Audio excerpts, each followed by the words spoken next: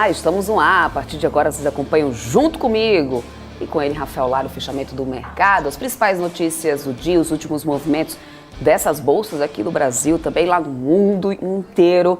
Além disso, claro, teremos especialistas por aqui, com entrevistas, bate-papo para a gente repercutir aí todas essas movimentações, né, dessa quinta-feira. Mas claro que eu quero dar muito boa tarde para ele, senhor Rafael Lara, que está aqui e vai fazer esse fechamento do mercado junto comigo.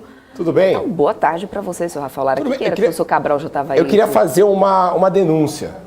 Um momento de denúncia aqui, tá certo? Eu sou utilizado como zoológico aqui, porque o professor Alexandre Cabral traz aqui, né, grandes amigos meus no universo cripto, como o Marcelo Paz, que também está aqui, um beijo para ele. E falando assim, apontando para mim, falando que eu sou um dos únicos santistas com menos de 80 anos no Brasil. Isso é um absurdo, mas eu não queria falar de futebol hoje, certo? Não vamos falar de futebol, vamos falar de mercado, Débora, vamos falar de cripto. Né? Vamos falar do quê, né? Vamos aí. Ai. Vamos de mercado. Uma boa tarde para você. Boa tarde para você, senhor Rafael Lara. Bravo. Bom, temos aí uma quinta-feira. O time tomou de 4-0 ontem. Como disse o Emanuel Pessoa, a gente nunca morre de tédio aqui no Brasil. Pô, mas né? é a frase dele não do deixa. planeta. Então, né? eu estou parafraseando já o Emanuel essa semana inteira, inclusive. Só tem uma coisa que não tem mudado muito aí ultimamente, é o Ibovespa, que segue em queda há alguns dias. Vamos dar uma olhada aqui na Bolsa então agora? Olha só, o Ibovespa, gente, expandiu as perdas aí desde o meio da manhã. Desde o meio-dia em diante veio expandindo essas perdas, 1,4%, de 1,3% de queda agora, está nos 98.202 pontos. O Ibovespa que, olha, nos últimos 5 pregões. Tá fazendo de tudo para poder ir para um sinal positivo e não tem jeito, viu, Rafa? Aí no dólar futuro a gente segue agora com uma alta de 0,47, moeda americana cotada a 5,23. Nas altas e baixas, olha só, a gente tem, curiosamente, inclusive mais cedo, né, eu falei com o Victor Savioli, ele que explicou um pouco sobre essa questão das commodities. A gente tem hoje uma cotação positiva do minério de ferro lá fora, por causa dessa questão do Xi Jinping, que anunciou inclusive estímulos aí para a economia chinesa. A gente vai trazer mais detalhes sobre isso aqui. Até então isso teria animado ali a princípio alguns mercados, mas, né, inclusive a commodity, né, o minério de ferro que ficou aí bem positivo nessa quinta-feira, depois de dias seguidos de queda. Só que o setor aqui no Brasil vem descolado aí da cotação positiva, Rafa. Os Minas está caindo 3,98%, Vale caindo 3,37%, tem outros papéis aqui do setor, como Gerdau Metalúrgica, CSN Mineração, enfim. O setor inteiro vem na contramão aí da commodity, que tem um patamar positivo hoje. SLC Agrícola, inclusive, agora cai 5,88%. Né? Por falar em questão agrícola, a gente também vai trazer aqui a notícia para vocês, os bombardeios da Rússia, né, em uns terminais aí de grãos, e isso torna muito preocupante, inclusive, essa questão da alimentação e da crise, né, alimentar que a gente ainda pode enfrentar, né, daqui a um tempo. Bom, bancões também performando nas quedas hoje, né, e nas altas. Tecnologia, Localweb que vem aparecendo nas altas desde o início do dia, 9,55%, papéis do varejo também, Magazine Luiza é um dos, né, que está por aqui nas altas, inclusive Via também sobe. A gente tem um alívio da curva de juros que acaba favorecendo aqui esse setor, né? No setor de petróleo, a gente tem acompanhado bem de perto aqui essa questão do petróleo. Petro 3 e Petro 4 apareceram nas perdas hoje desde o início do dia, 2,56% de queda para Petro 3, Petro 4 2,33%. Na cotação do petróleo, agora eu vou atualizar para vocês, porque hoje a gente viu uma volatilidade muito grande, né? Horas em queda, horas em alta. Mas nesse momento, o petróleo Brent cai 1,67%, com o barril cotado a $109,87, e o WTI está caindo 1,99%, com o barril cotado a $104,800. Mas mesmo enquanto em alguns momentos de volatilidade ficou no patamar positivo, nem todos os papéis conseguiram acompanhar, muito menos os da Petrobras, e a gente tem também, né, andamento ali, repercussões em cima da questão do currículo, né, do Caio, e a gente vai trazer também essas informações por aqui. Bom, vamos lá para o nosso giro de notícias, viu, Rafa? Porque enquanto isso, mercados lá fora permanecem em alta, tá? Estados Unidos já abriu em alta hoje, mesmo, né, o segundo dia do depoimento aí do Jeremy Powell lá na Câmara. Primeiro foi no Senado, hoje na Câmara, mas sem novidades. Bolsa Americana, que já tinha precificado tudo, operando em alta nessa quinta-feira. Porém, o Ibovespa ficando descolado do cenário externo. Esse é o mercado de agora, Rafa? Vamos lá para o nosso giro de mercado. Vamos para o nosso giro de notícias. Mercado não, de notícias, exato. Mercado eu acabei de dar, isso. Porque o juiz federal Ney Belo, do TRF1, mandou soltar o ex-ministro da Educação, Milton Ribeiro. A prisão preventiva de Ribeiro foi revogada até o julgamento de mérito pelo colegiado da terceira turma do TRF1. Ele é investigado por favorecimento a pastores evangélicos na distribuição de recursos do ministério. Ney Belo também mandou soltar os outros 4 presos na chamada Operação Acesso Pago. Os pastores Gilmar Santos, Arilton Moura, Helder Diego da Silva Bartolomeu e Luciano de Freitas Mussi. Débora. E o desembargador Ney Belo, do TRF1, né, que mandou soltar então esse ministro Milton Ribeiro e outras 4 pessoas suspeitas de participarem nesse esquema de corrupção do Ministério da Educação, como agora relatou os nomes o Rafa, não viu motivos para essas prisões. Para Belo, não há justificativa para a prisão cautelar e nem ficou comprovado que a liberdade dos suspeitos colocaria em risco as investigações. O magistrado é um dos nomes cotados para assumir uma vaga no Ministério do Superior Tribunal de Justiça. A indicação cabe ao presidente Jair Bolsonaro, de quem Ribeiro é aliado.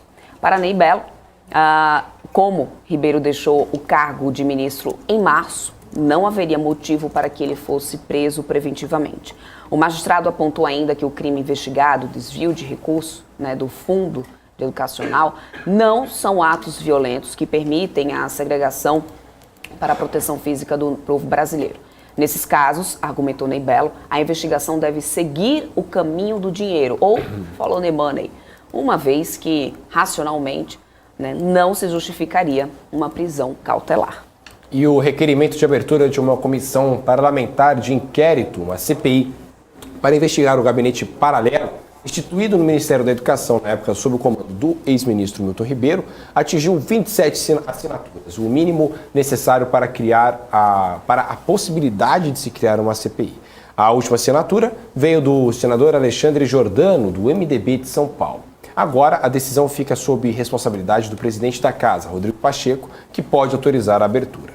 Para Randolfo Rodrigues, que estava buscando as assinaturas no início da noite de quarta-feira, a CPI nunca foi um instrumento para o governo. O governo nunca quer CPI. Oposição é quem quer CPI, disse então o senador Randolfo Rodrigues. Falando agora sobre a Petrobras, currículo de Paz de Andrade é criticado no Conselho da companhia da estatal, foi o que disse Rosângela Busanelli, representante dos empregados da Petrobras no Conselho da estatal, que divulgou um texto, né, em seu site aí na internet, afirmando que o currículo de Caio Paz de Andrade, indicado pelo governo federal para presidir a petroleira, impede que ele assuma o cargo. O nome de Paz de Andrade deve ser analisado em breve pelo Conselho de Elegibilidade da Petrobras, né, da empresa, um dos trâmites que são necessários para que ele possa cumprir, né, para que ele possa assumir o comando da companhia.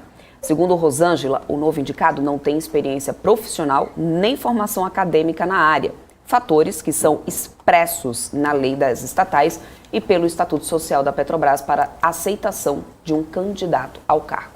E o setor de shopping centers registrou a 13ª alta mensal consecutiva, ao atingir uma elevação de 81,5% nas vendas em abril, na comparação anual. Os dados são da Abrace, com base em levantamento do índice Cielo de varejo em shopping centers.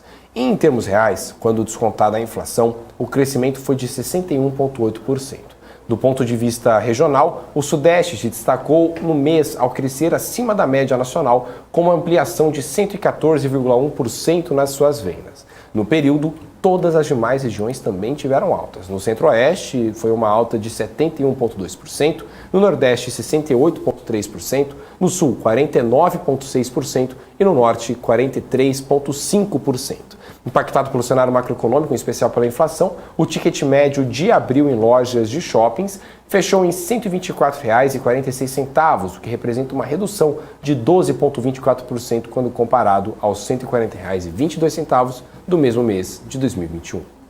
E como consequência dos lockdowns na China, que ampliaram as dificuldades de abastecimento na indústria, fábricas das 3 maiores montadoras do país, a Fiat, Volkswagen e General Motors, a GM, estão parando novamente as atividades por falta de componentes eletrônicos.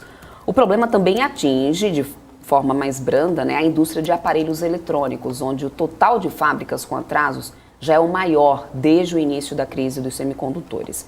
da guerra entre Rússia e Ucrânia, de onde saem insumos essenciais, a produção de chips, a morosidade na liberação de cargas em alfândegas, as duas indústrias vêm enfrentando obstáculos para manter as linhas de produção em funcionamento sem interrupções.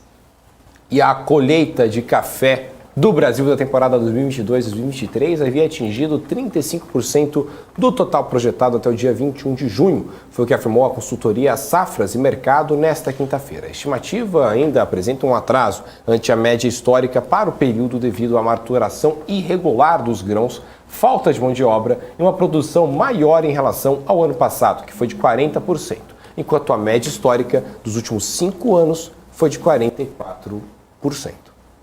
Vamos agora para as notícias internacionais. Autoridades dos Estados Unidos disseram que o G7 e líderes da OTAN aumentaram a pressão sobre a Rússia. Dos Estados Unidos é a nossa correspondente internacional, Giovanna Locatelli, que tem mais informações.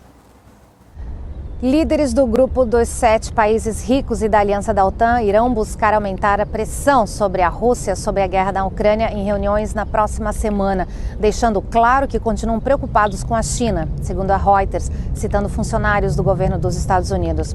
A OTAN deve anunciar novos compromissos para reforçar a segurança europeia, disseram as autoridades, enquanto a participação de líderes da Austrália, Japão, Coreia do Sul e Nova Zelândia irá mostrar que a guerra na Ucrânia não tirou o foco da China.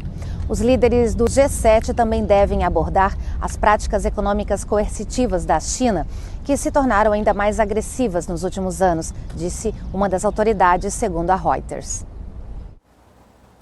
Obrigado, Giovanna. E as forças russas atacaram pelo menos 2 grandes terminais de grãos de propriedade norte-americana no porto ucraniano de Mykolaiv. A empresa canadense Viterra e a trading de grãos Bunge, dos Estados Unidos, disseram que tiveram um terminal de grãos atingido. Essa não é a primeira vez que forças russas atacam locais de armazenamento e transporte de alimentos. A Rússia já atingiu várias vezes a ponte que agricultores e traders ucranianos dizem usar para levar grãos para a fronteira com a Romênia e o porto de Constanta. Uma grande unidade de processamento de óleo de girassol e outros terminais de grãos também foram atingidos. Segundo a S&P Global, o PMI composto da zona do euro caiu de 54,8 em maio para 51,9 em junho, atingindo o menor nível em 16 meses. Apesar da queda, a leitura acima da marca dos 50 mostra que a atividade do bloco segue se expandindo nesse mês, ainda que com ritmo mais contido. A previsão de investidores era uma queda para 53,9. O PMI industrial recuou de 54,6 para 52, enquanto o de serviços do bloco diminuiu de 56,1 em maio para 52,8 em junho. Já o índice de gerentes de compras, o PMI composto do Reino Unido, ficou em 53,1 em junho, inalterado em relação a maio, segundo dados preliminares também da S&P Global. O mercado projetava queda para 52,9. O PMI de serviços do Reino Unido também ficou estável no mesmo período, enquanto o PMI industrial caiu de 54,6 em maio para 53,4 em junho, atingindo o menor nível em 23 meses. E o presidente da China, Xi Jinping, afirmou que irá fortalecer ajustes na política macroeconômica e adotar mais medidas como parte de esforços para atender metas de desenvolvimento econômico e social estabelecidas para este ano e minimizar os impactos da pandemia da Covid-19. Xi também reiterou que a China seguirá aperfeiçoando seu processo de abertura e incentivará um ambiente de negócios baseado em princípios de mercado gerido por leis e em linha com os padrões internacionais. Bom, e antes da gente continuar aqui com a nossa programação, eu quero só lembrar para vocês de seguirem o Instagram da BMC. Já quero saber, inclusive, quem está nos assistindo aqui. Quem já está lá, né, seguindo @bmc.news. Tem muito conteúdo bacana lá para vocês, inclusive. Além disso, a gente também tem a possibilidade, né, de, através mesmo lá do nosso Instagram, você já conseguiu o link para poder entrar no nosso Telegram, @bmc.news é o nosso Instagram. Então vai lá, segue a gente. Lá já vai nos destaques que vocês terão um link, inclusive, para ir direto para o nosso Telegram, nosso canal do Telegram. A gente também fica passando notícias minuto a minuto para vocês, para poder atualizando, né, sobre tudo o que está acontecendo, inclusive. Isso é muito importante. Sim. Rafa, e parece que não teremos greve não, hein? Pelo menos a Confederação Nacional dos Transportes Autônomos está se mantendo contrário a essa realização de uma greve nacional, né, que estava marcada então para essa quinta-feira. Essa é uma postura que vem sendo já defendida há meses por segmentos da categoria que citam que os sucessivos aumentos dos preços do diesel tornaria impossível, né, a atividade. A entidade que afirma representar 850 mil caminhoneiros do país afirmou que contratou uma pesquisa com a categoria que entrevistou cerca de 1.000 caminhoneiros. E o assessor executivo da Confederação de Caminhoneiros Autônomos, né, ele disse a jornalistas que, infelizmente, ainda hoje ecoam nos grupos WhatsApp de pessoas que nunca representaram os caminhoneiros. Para ele, a greve é o último recurso e tentará buscar o diálogo sempre que possível. Mas até então, continua tudo funcionando, né, como já estava, Rafa. Exatamente, Débora. Bom, fala um pouco de criptomoedas. Por favor. Perfeitamente. Eu senti seu jabá meio sério hoje, Débora. Você tá bem? Tá tudo bem? Você falou assim, antes de continuar seguindo aqui com as notícias, quero saber se você já segue o Instagram da BBC News. Hoje você tá meio preto no branco, né? Tá linda, viu? Parabéns. Aí tá no preto no branco. Eu já estou todo desgarrachado como sempre. Viu? Todo mundo me conhece, né? Não tem jeito. Agora, Débora, vou falar de criptomoeda é o seguinte. Bitcoin sobe 0,7%. aos 20.425 dólares. Ethereum sobe 1,48% aos 1.099 dólares. Tether e USDC continuam $1. Inclusive, tem uma notícia importante sobre Tether, viu? A gente criticou muito o Tether, tá? Eu critico mesmo, certo? Por que eu criticava o Tether? Débora, você tá aqui comigo todo dia, hein? Porque tinha uma empresa de auditoria com 5 pessoas que era quem fazia a auditoria das reservas do Tether. Isso era muito estranho. E no que deu? E no que deu? O que deu foi o seguinte, o Tether hoje anunciou que contratou uma empresa para fazer a auditoria. Finalmente, né? Deixou de ser mão de vaca, né? Contratou uma empresa para fazer a auditoria. Né? Vai fazer disseram que não falaram qual o nome da empresa, então ainda. E isso é uma das críticas que fazem, inclusive, ao Tether, porque ele não é transparente o tanto quanto, por exemplo, o USDC, que a gente sabe exatamente todo mundo que cuida de cada coisa. Mas falaram que contrataram uma empresa aí, uma das top 12 do mundo para fazer a auditoria, empresa grande, sólida, e vai passar por uma auditoria completa aí nas suas reservas, tá certo? Então, importante que isso aconteça mesmo, para que a gente saiba o tamanho do buraco, né, também do Tether, porque não dá para simplesmente você ter a maior stablecoin do mundo, que é o Tether, que tem 67 bilhões de valor de mercado, de dólares, sem uma empresa de auditoria forte, e aí ela vai passar pela regulamentação dos Estados Unidos. O que será que vai acontecer? Os Estados Unidos vai querer fazer auditoria em cima daquilo aí. E aí iria descobrir muita coisa, né? Porque você não tinha uma empresa fazendo auditoria. Bom, vamos lá. BNB sobe 2,7%, os 223 dólares e 51 centavos. Solana sobe 5,52%. No top 20 temos também Polygon, que sobe 7,87%. E Litecoin, que sobe 4,82% nesta quinta-feira, dona Débora Oliveira. É isso aí. Rafa, olha só, o setor elétrico está projetando 240 novas usinas solares e eólicas até 2026. O levantamento é da Câmara de Comercialização de Energia Elétrica, com base em projetos já contratados em leilões nos últimos anos, inclusive. A maior parte dos empreendimentos ficará concentrada no Nordeste, em estados como Bahia, Paraíba, Piauí, Rio Grande do Norte, onde há maior incidência solar e melhor prevalência dos ventos. Lá no Rio Grande do Norte, posso garantir a vocês que realmente tem já está ali na curvinha, né, do continente, inclusive na praia de São Miguel do Gostoso, você leva uma surra, como diria a vovó, uma surra de areia. Você vai na praia, você não consegue ficar na praia, porque a curva é tanto vento que você não consegue permanecer lá com a areia batendo em você. Então realmente já existem muitos parques eólicos por lá. O grande problema que sempre, né, foi questionado e levantado aí pelas companhias era em relação às linhas de transmissão no Brasil, que depende aí, claro, de incentivo do próprio governo federal. Mas está aí, então, o setor elétrico projetando 240 novas usinas solares e eólicas até 2026, o que pode ser uma boa evolução, né, economicamente falando, em relação a termos de geração de energia, Rafa. Exatamente, Débora. E olha, lembra daquela questão que a gente também estava trazendo aqui já durante nossa programação sobre a União Europeia, né, aderir realmente, aprovar a adesão da Ucrânia no bloco? A cúpula da União Europeia, para discutir essa concessão, status de candidato da Ucrânia, começou já em Bruxelas, já está acontecendo. Todos os 27 líderes da União Europeia estão reunidos nesse momento E amanhã permanecerão reunidos tanto entre hoje quanto amanhã, né, para poder discutir justamente os pedidos de adesão à União Europeia da Ucrânia, da República da Moldávia e da Geórgia, assim como as questões econômicas atuais que a União Europeia tem enfrentado. Na sexta-feira passada, a chefe da Comissão Europeia, Ursula von der Leyen, já tinha, né, anunciado a opinião da Comissão de recomendar a Ucrânia como um Estado-membro da União Europeia, afirmando que os ucranianos estão prontos para morrer pela perspectiva europeia. Bom, é importante lembrar que existia uma fila, inclusive, de países, né, já querendo esse status de candidato ao bloco.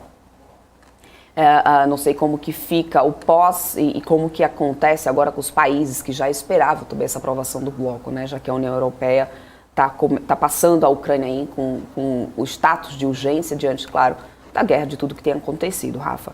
Mas então está aí essa reunião, essa cúpula que já está acontecendo, deve continuar por essa sexta-feira, né? E a gente, óbvio, vai ficar de olho para poder atualizar vocês quanto a isso, porque isso pode trazer um status a mais para a Ucrânia diante dessa guerra, né, que tem acontecido já há 120 dias, Rafa. É bastante coisa. 120 dias já? 120 de guerra? dias. 4 meses. Nossa Senhora. É isso. Que horror. E olha, o governo deve desistir, viu, da PEC que zera ICMS do diesel, pelo menos é o que tem dito aí alguns veículos de comunicação já. O líder do governo do Senado foi o Carlos Portinho, né, do PL do Rio de Janeiro, confirmou para a CNN Brasil que o governo federal deve desistir de zerar esse imposto para o diesel e o gás de cozinha. A nova proposta seria usar os recursos que seriam usados para compensar os estados para aumentar o Auxílio Brasil, o Vale Gás, e também para criar esse voucher para os caminhoneiros. A ideia que começou com R$400, passou por 600, agora já está aí a especulação, né, em cima de R$1.000 por mês. Essa proposta deve ser aprovada semana que vem, segundo o Portinho, ou seja, né, então não se zera aí o ICMS do diesel, vai desistir então dessa PEC ou não. Olha, todos os dias, como a gente estava dizendo aqui logo no início, né, todos os dias uma novidade, não dá para morrer de tédio se a gente tem Brasília em andamento, né, Rafa? Pois é, Débora, vamos falar um pouco sobre as notícias lá de fora, porque a gente tem as capas lá do The Wall Street Journal, né, lá de fora, justamente sobre algumas questões. Né? Primeiro sobre a Suprema Corte norte-americana, que derrubou limites de Nova York ao porte de armas escondidas. Né? A decisão do Tribunal Superior vai além das regras para autorizações de portes de armas ocultas e rejeita o método legal predominante usado pelos tribunais inferiores para avaliar as restrições às armas. Além disso, temos investigadores federais fazendo buscas na casa de Trump Ali Clark. Você usa o meu inglês, Débora? Você tem um inglês muito bom, senhor Rafael. Muito obrigado. Às vezes eu tento dar uma disfarçada no meu sotaque.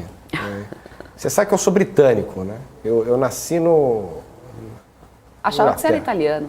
Hã? Achava que você era italiano. Não, isso daí é meu irmão. Ah, entendi. Entendeu? A gente está espalhado. Bilionário, né? Nós somos bilionários, né? Então a gente viaja muito.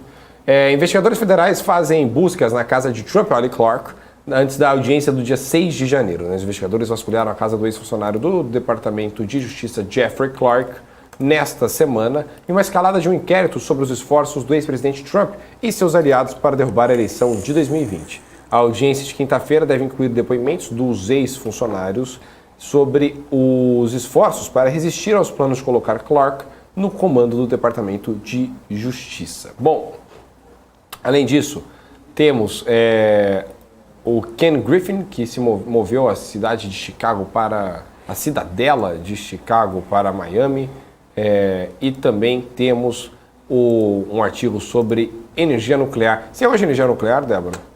Se eu gosto? É.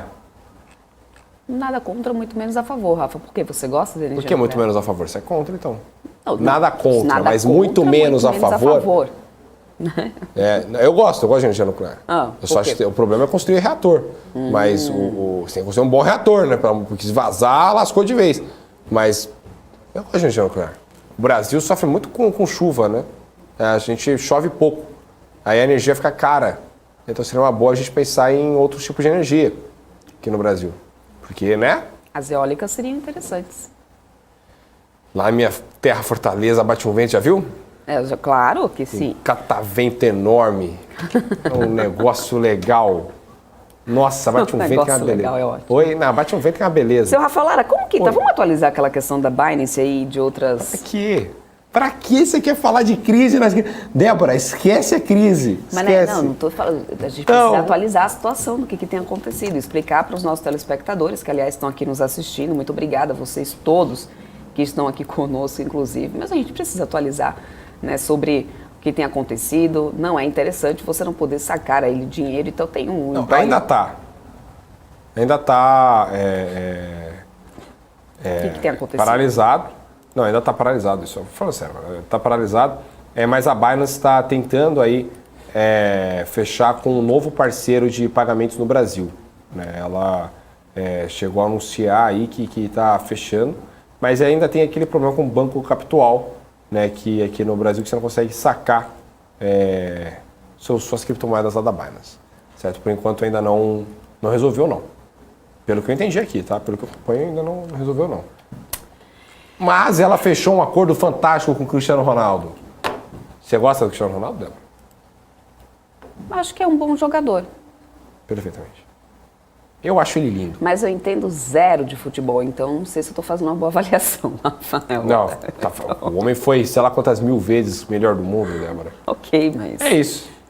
Para quem não entende lá muita coisa, né, não tem muito o que se falar, seu Rafael Lara. Bom, vamos trazer mais notícias aqui para o pessoal, para quem está nos assistindo. Daqui a pouquinho a gente vai ter um bate-papo aqui com o Cleiton Pegoraro, ele que é professor de Direito Internacional. A gente vai conversar com ele daqui a pouquinho aqui na nossa programação, né? Mas antes, deixa eu atualizar vocês aqui, inclusive, sobre essa queda que a gente tem do setor de siderurgia e mineração, né? Depois a gente ter uma alta na cotação do minério de ferro, mas aqui a gente não conseguia acompanhar, né, os papéis do setor de siderurgia e mineração que estão ampliando essas perdas. Eu vou trazer o setor aqui para a gente dar uma olhada. Olha só, começamos até o dia, né, com o setor em alta, mas não conseguiu manter, não. Mesmo com essa alta da commodity lá fora. A tendência negativa, gente, de acordo com alguns analistas, está refletindo as preocupações do mercado com a queda de demanda no minério de ferro da China. Ou seja, essa alta poderia ser apenas uma questão, né, pontual. E também ainda tem a questão da inflação elevada e também da retração da demanda doméstica do aço, o que, né, superou essa questão, até essa novidade aí do Xi Jinping de anunciar recursos, né, anunciar subsídios, né, na economia chinesa. Então, isso não foi o suficiente para poder impactar positivamente aqui no setor de siderurgia e mineração, que permanece. Olha só, Usiminas cai no 4,2%, Vale cai no 3,44%, Gerdau Metalúrgica cai no 3,21%, a Gerdau cai 3,36%, Bradespar 2,89% de queda, CSN Mineração também cai 2,6%, CSNA 2,25%, todos os papéis do setor, né, segue caindo bastante por agora. Bom, temos aqui também o fechamento do petróleo que caiu com a perspectiva de desaceleração da economia global, inclusive, né, então temos o Brent aí fechando numa queda de 1,51%, barril a $110,50, WTI fechando numa queda de 1,8%, com barril cotado a $104,27. Né, a alta do dólar, né, e os dados também do API divulgados ontem ajudaram a baixar esses preços do petróleo. Né, então a gente acompanhou a queda da commodity, que em alguns momentos até tentou ensaiar uma alta ali, mas não o suficiente, e encerra o dia, né, nessa baixa. E em notícias internacionais também temos a informação de que o Banco Central do México está elevando os juros por lá em 0,75 pontos percentuais, com a taxa anual indo para 7,75%, a taxa básica de juros lá do México. Né? Essa foi uma decisão anunciada agora há pouco pelo Banco Central mexicano. E a UBS, gente, tem afirmado que a probabilidade de um pouso suave nos mercados globais é apenas de 40%. Caso isso se confirme, o banco espera uma modesta recuperação das ações, com a inflação ainda elevada, mas investidores confiantes de que ela recuará, né, de que essa crise aí, essa inflação elevada recuará e seguirá sob controle enquanto os juros dos treasuries americanos não avancem mais. A UBS também avalia que há possibilidade de 20% de estagflação, com temores de que o Fed esteja atrasado no aperto do avanço dos juros dos bônus americanos, tornando ações menos atrativas e com consequente queda no mercado acionário.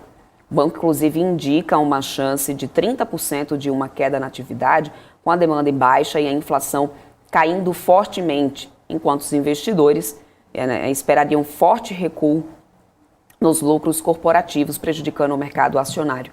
Há ainda também a possibilidade de que a inflação surpreenda para baixo, enquanto uma combinação de cessar-fogo na Ucrânia e o fim das políticas da Covid-19, a política zero para a Covid por lá na China, apoiem esse apetite por risco.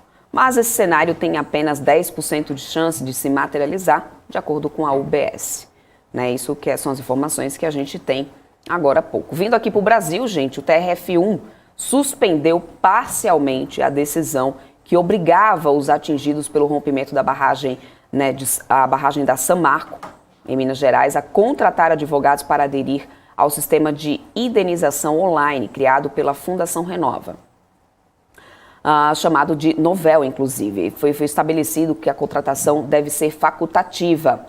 O pedido de suspensão foi feito, inclusive, pelo Ministério Público Federal, pelo Ministério Público de Minas Gerais e pelas defensorias públicas da União de Minas Gerais e do Espírito Santo. O rompimento dessa barragem de Mariana, em novembro de 2015, causou a morte de 19 pessoas e provocou a destruição ambiental ao longo do curso do Rio Doce, em Minas Gerais e também no Espírito Santo. E o presidente dos Estados Unidos, o Biden, pediu ao Congresso americano que aprove um feriado fiscal federal sobre a gasolina.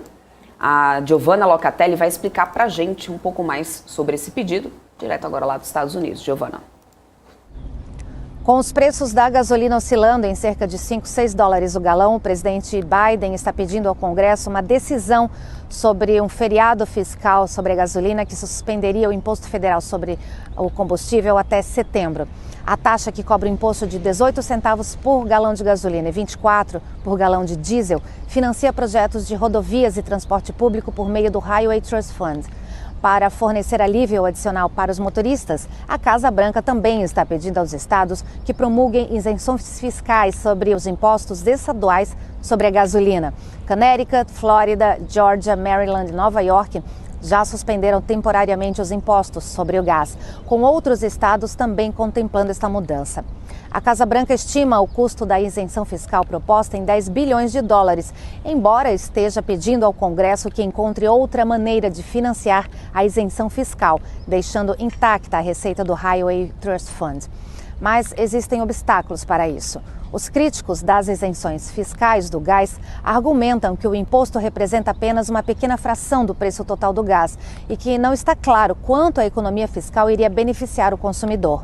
Uma suspensão de 8 meses do imposto federal sobre a gasolina reduziria os gastos per capita com gasolina em apenas 47 dólares ou menos, de acordo com um estudo da Universidade da Pensilvânia. Uma isenção de impostos sobre o gás também enfrentaria obstáculos legislativos, pois iria exigir o apoio bipartidário de pelo menos 10 senadores republicanos para passar pelo Senado, o que parece improvável. Obrigada, Giovanna. Bom, antes a gente dar continuidade por aqui para a nossa rodada de entrevistas, a gente vai fazer um rápido intervalo comercial, daqui a pouco a gente volta, não sai daí. Tô de olho, hein, que tá acompanhando a gente por aqui. Até já.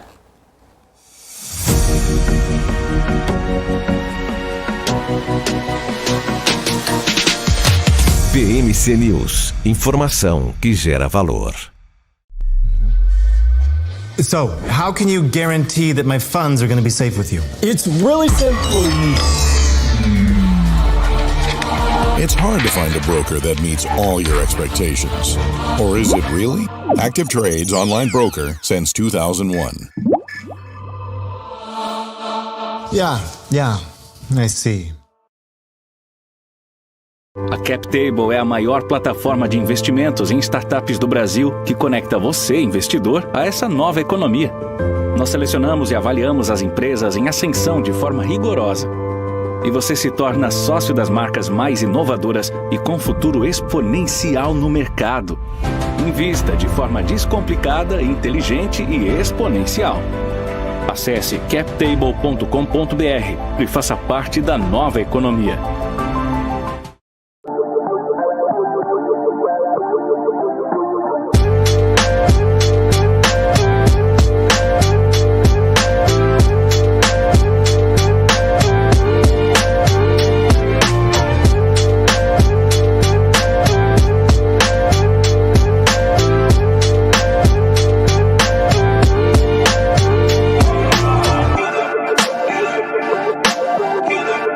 Profit, a plataforma número 1 dos traders profissionais. Teste agora sem compromisso e conheça o melhor do mercado financeiro.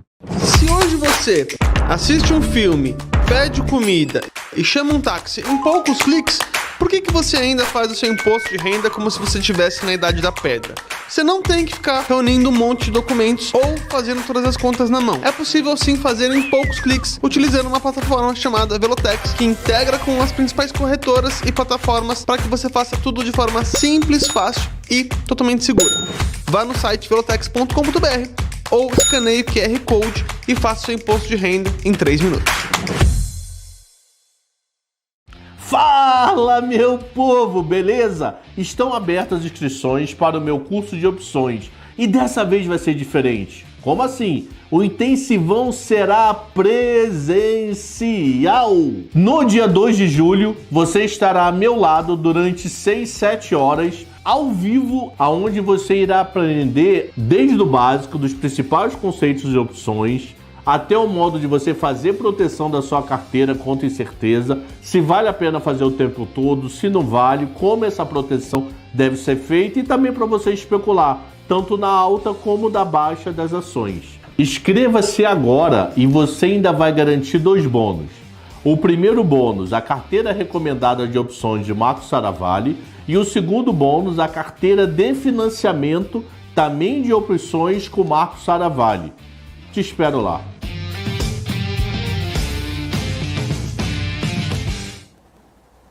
Estamos de volta, vamos agora para mais um giro de notícias, porque depois das apresentações das diretrizes de plano de governo, o ex-presidente Luiz Inácio Lula da Silva planeja intensificar a agenda de encontros com os empresários.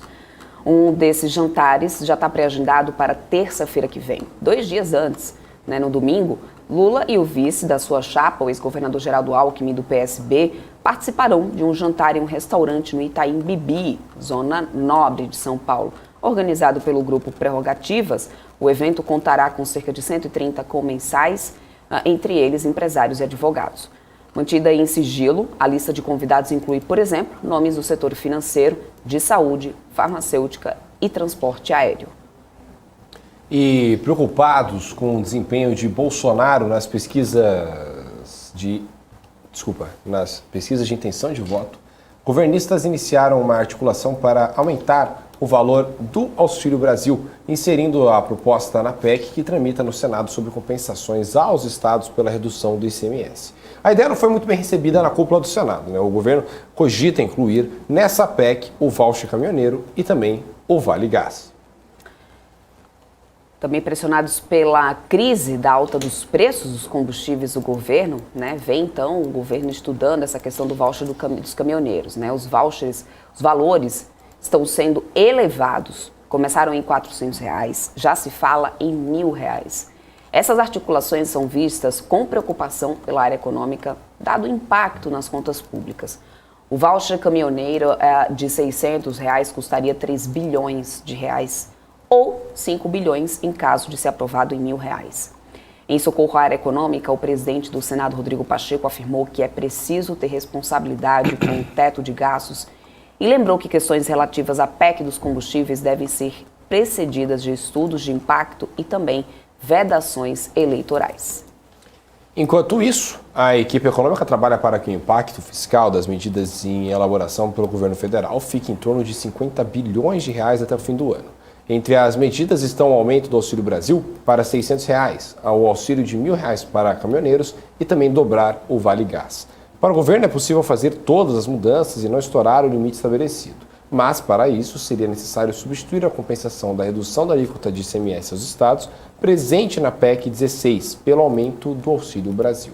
Assim, R$29 bilhões seriam direcionados à compensação aos estados ou para o aumento do Auxílio Brasil e 4 bilhões para dobrar o Vale Gás e implantar o auxílio aos caminhoneiros. Esse montante, o equivalente a R$33 bilhões, ficaria fora do teto de gastos. Já outros R$16,8 bilhões dizem respeito ao corte do PIS/COFINS e da CID sobre gasolina e etanol.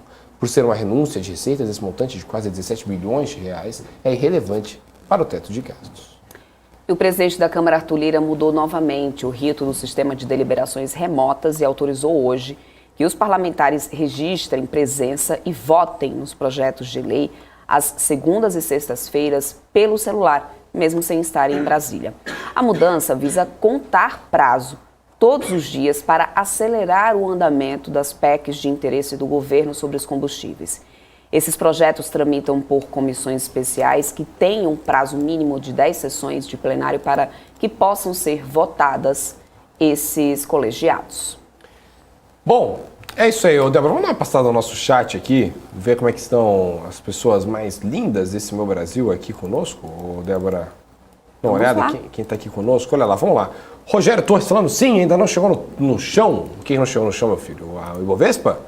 O Ibovespa tá duro, hein, Débora? Tá com 97 mil dólares? Pois é, batemos os 97 mil pontos, viu, Rafa? Isso já não acontecia há um certo tempo. A gente está aqui nos 97.900 pontos, uma queda de 1,62%, sem um apoio aí do setor de commodities aqui no Brasil. O Ibovespa vem expandindo, então, essas perdas. Até começamos o dia numa alta, mas nada suficiente para conseguir manter. O dólar futuro a 5,24 por enquanto. Perfeitamente. Esse é o cenário que a gente tem de agora. E, Rafa, lembra que eu estava falando que a gente tinha uma reunião, inclusive da União Europeia, né? O Conselho Europeu, órgão da União Europeia, que reúne os chefes de Estados e de governo dos seus países membros, confirmou que a Ucrânia e a sua vizinha Moldávia adquiriram o status de candidatos à adesão ao bloco. O status de candidato não representa uma adesão automática. A adesão efetiva pode demorar décadas até se concretizar.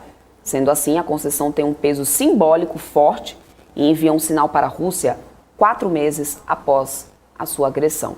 Ou seja, a União Europeia reconhece, então, oficialmente a Ucrânia como candidata, assim como a Moldávia, e isso pode elevar, sim, escalar ainda mais as tensões e fechar literalmente as fronteiras de Rússia, né, e União Europeia diante agora desse ato que tem um poder simbólico, né, já que a confirmação mesmo, a adesão ao bloco pode levar um certo tempo, mas isso realmente tem um peso bem significativo, né, nesse momento agora para a Ucrânia, viu, Rafa? Perfeitamente, Débora.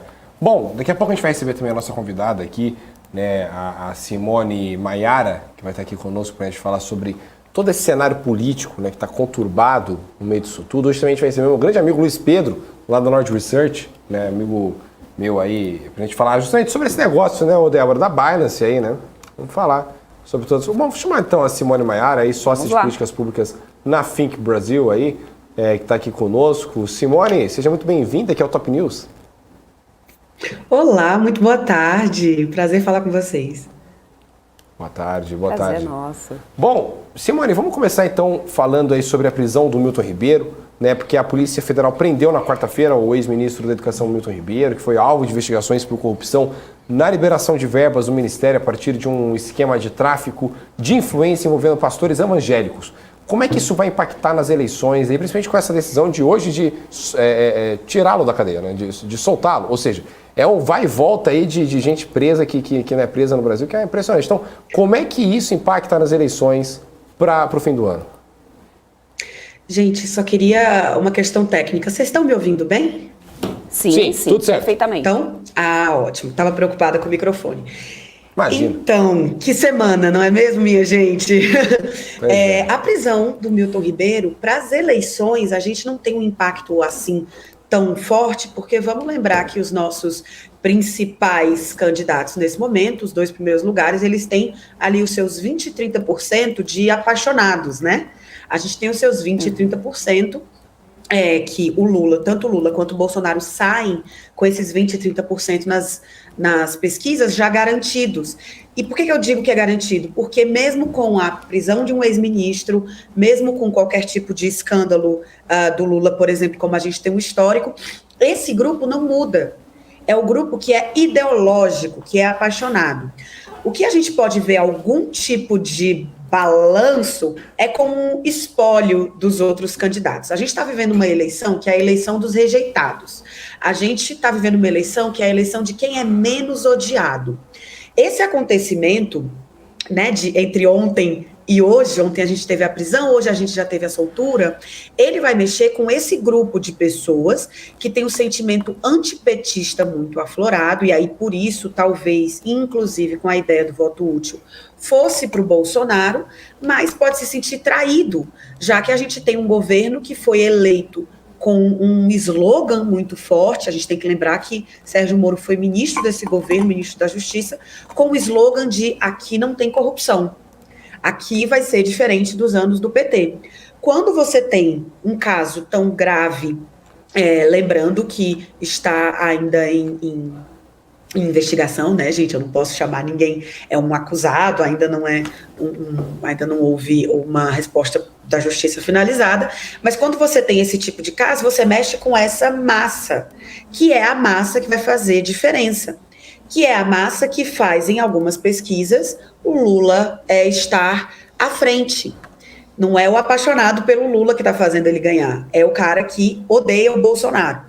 Um outro reflexo que isso pode ter nas eleições, e já está tendo na rotina do Congresso Nacional, só uma coisinha explicando para vocês rapidinho. Eu fico aqui em Brasília, trabalho direto, né? Assim, faço esse trabalho pela minha consultoria direto no Congresso Nacional, e o clima no Congresso essas semanas, nos 2 últimos dias, tanto no Senado quanto na Câmara, foi de abandono de pautas, e agora a gente oficialmente só está falando das grandes polêmicas e de eleições. Então a gente tem um Congresso que está totalmente virado para tratar, por exemplo, das CPIs. A gente teve agora às 14 horas, o senador Randolfo Rodrigues conseguiu as 27 assinaturas e quer começar uma CPI do MEC. A gente tem agora uma base do governo, inclusive com o apoio do presidente Arthur Lira, juntando assinaturas para começar uma CPI da Petrobras. Então vamos ter CPIs superativas e que vão chegar a conclusões, e isso vai ser enviado para o Ministério Público? Não faço futurologia, mas duvido bastante que isso aconteça. Por quê? Porque essas CPIs também são uma forma, um resquício eleitoral. Então, continuo na sua pergunta. Por quê? Porque agora o que a gente está tendo no Congresso Nacional é cortina de fumaça. É muito provável, inclusive, que essas CPIs nem sejam instaladas e, enfim, nem aconteçam. Mas isso já vai repercutir nas eleições. Isso já é palanque. Ou seja, a gente parou de discutir, por exemplo, por algumas horas, eu acredito, o preço da gasolina, e estamos falando da questão do MEC. E eu sei e agora o que o governo está fazendo? Ele está escolhendo qual que é o pior cenário. O que é melhor? Falar mal da Petrobras e que o preço está muito alto, ou falar do que aconteceu no MEC? Qual que é o cenário menos ruim, né? E qual que é a cortina de fumaça que a gente vai usar para esconder o cenário pior? Então, assim, resumindo, para efeito de eleições, acho que isso vai mexer com quem não tem um sentimento tão de amor pelo Lula, mas só quer o antibolsonarismo vai ficar mais forte, com mais essa justificativa, e a gente vai ver a política nacional cada vez mais, assim, é difícil dizer que foi a gota d'água em um ano cheio de goteiras, né? Mas a gente está vendo um arrefecimento da polarização e um foco nas pautas eleitorais, porque isso que aconteceu no MEC é só mais um tópico para a campanha, e isso chegou aos parlamentares. Então a gente está vendo um Congresso que efetivamente quase não está mais atuando, né? E o recesso parlamentar já chega agora no dia 15, então a gente tem aí 2 semanas de muita Petrobras, muito MEC e muita eleição e pouca votação. Queria falar agora sobre essas pesquisas de intenção de voto, né? Lula segue despontando como favorito, exibindo, inclusive, nome na liderança de praticamente todas as pesquisas. As intenções de voto estão na casa de 40% ou mais, enquanto Bolsonaro está lá no segundo lugar, né? O voto útil pode ser... eu queria entender se o voto útil, na sua opinião, agora pode ser determinante diante do que a gente vê nessas últimas pesquisas. Você acredita que, de fato, ele irá beneficiar Lula, ou há chances de uma subida maior de Bolsonaro, talvez impulsionada aí por um antipetismo? Pois é, o voto útil é uma instituição interessantíssima, né? Porque a gente está chegando num ponto, da outra vez que eu vim aqui, inclusive, muito obrigada ABMC News, pelo convite novamente. Eu lembro que falei um dito muito famoso nesse mundo da política, que é, na política, um mês são 100 anos. Então, ainda temos alguns bons anos até as eleições. Mas, nesse momento, com a impopularidade do governo devido a esse escândalo de corrupção, que macula muitíssimo a imagem do governo, tão próximo ao presidente, ainda que ele esteja tentando se descolar. E a gente vê principalmente os fatores de vida real. Um grande conselheiro, se não me engano, aqui para minha memória pode me trair, um grande conselheiro da campanha de Bill Clinton ficou famoso por dizer "It's the economy, stupid". E a economia não está indo bem. Então, o voto útil, que é aquele voto que eu nem queria um desses dois, eu teria, e temos outras opções, acho que sempre que a gente fala de eleição, e principalmente num ano tão polarizado, nós temos outras opções, não existe só duas visões do que é o Brasil, mas às vezes alguém enxerga nessas outras duas visões pouca chance de eleição e prefere usar seu voto, de novo, num menos rejeitado. Não em alguém que eu gosto, mas alguém que eu rejeito menos. E, de fato, o voto útil parece que vai ter um papel muito forte esse ano. E com a economia tão problemática, com a inflação crescendo e com esses escândalos de corrupção, mas acredito que esse que a gente tá vivendo nesse momento tão grande, mas principalmente a sensação de falta de controle do governo. Então, por exemplo, as discussões sobre preço do petróleo, elas estão muito relacionadas a isso. Esse pacote pode sim fazer com que o voto útil de quem não é muito fã de Lula acabe aumentando a diferença entre ele e Bolsonaro, cresça muito. A gente tem que lembrar também que o sentimento antipetista continua muito forte no Brasil, principalmente nas regiões centro-oeste e sul. Isso também é reforçado pelas pesquisas, que são os lugares onde o Bolsonaro tem uma diferença interessante, onde o Bolsonaro ganha e tal. Dependendo do estado, às vezes ele não ganha, mas está muito próximo de Lula. Se esse sentimento antipetista for bem trabalhado, a gente pode ver uma virada do voto útil, tá? Como disse, faltam muitos anos ainda para a eleição, na vida de política. Esse voto útil pode virar, mas nesse momento o voto útil muito claramente está ao lado de Lula. Agora, inclusive, ainda falando sobre essa questão do Lula, né? A gente sabe que desde 2014 ali vem a onda antipetista, né? Um antipetismo muito forte. Aquela coisa ali, desde a eleição de 2014 que foi pau a pau ali com Aécio, entre Aécio e Dilma, depois 2018 entre Bolsonaro, e era Bolsonaro contra o Lula, e o Lula foi preso, e aí foi o Haddad nas últimas semanas, enfim. Você acredita que o que é mais forte hoje, o antipetismo ou o antibolsonarismo, né, para as eleições desse ano? O que está pendendo mais e por que um está pendendo mais do que o outro, né, no fim das contas, hoje em dia?